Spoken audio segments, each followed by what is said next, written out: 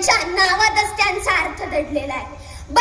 बाणेदार ते स्वभावाचे, बारकाईने विचार करणारे, साधक ते बौद्ध धर्माचे, हे तू त्यांच्या सर्वसाधारणांच्या विकासाचा, बदल त्यांनी समाजात घडवून आणला, आनंद सर्वसाधारणांच्या जीवनी आणला, बेधडक सत्याग्रह केला चौदार तळ्याचा, डगमगले नाही कधी संकट समय आल्यावर, करते समाज उन्नतीचे, रचयते भारतीय संविधान.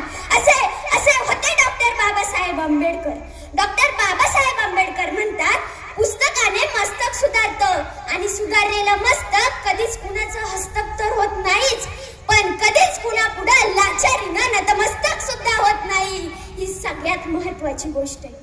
जर आपल्याकडे 2 रुपये असतील तर त्यातील 1 रुपयाचं पुस्तक घ्या आणि 1 रुपयाची भाकरी घ्या, कारण भाकरी जगण्यास आधार देते आणि पुस्तक जगण्यास शिकवते. असे मौलिक विचार ते आपल्या सर्वांसमोर मांडतात. शिक्षण हे वाघिणीचं दूध, जो प्राशन करेल तो गुरगुरल्याशिवाय कधीच राहणार नाही, हेही ते ठणकावून सांगत.